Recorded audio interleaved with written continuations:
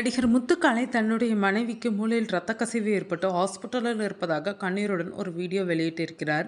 மேலும் முதலமைச்சர் ஜோசப் விஜய்க்கு கோரிக்கை வைத்து அவர் வெளியிட்ட வீடியோ இணையத்தில் வருகிறது. முத்துக்காளை சினிமாவில் சின்ன கதாபாத்திரங்களிலிருந்து தொடங்கி முன்னணி காமெடி நட்சத்திரங்களான வடிவேலு, விவேக் ஆகியோருடன் இணைந்து நடித்ததன் மூலம் ரசிகர்களிடம் தனக்கென ஒரு இடத்தை பெற்றார். இப்போது அவர் குடும்பத்தில் ஏற்பட்டுள்ள அவசர நிலை திரையுலகத்தையும் ரசிகர்களையும் கவலையில் ஆழ்த்தியுள்ளது.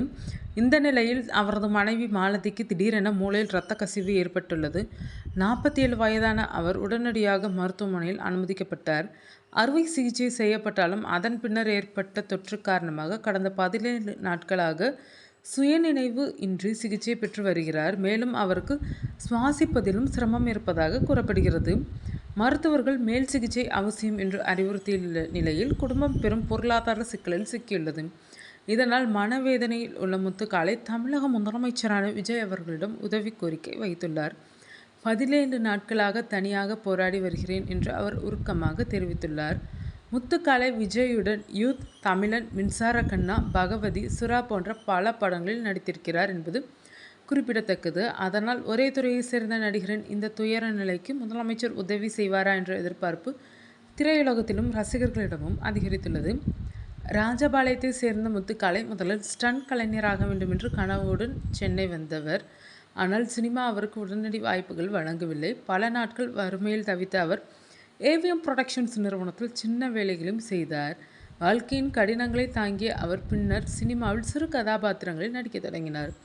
காதலுக்கு மரியாதை, பொன்மனம் போன்ற படங்களில் சின்ன கதாபாத்திரங்களில் நடித்த அவர் தனது தனித்துவமான உடல் மொழி, டயலாக் டெலிவரி மற்றும் நடிப்பால் கவனிக்கப்பட ஆரம்பித்தார். அதன் பின்னர் பல்வேறு படங்களில் தொடர்ந்து வாய்ப்புகள் கிடைத்து பிஸியான காமெடி நடிகராக மாறினார்.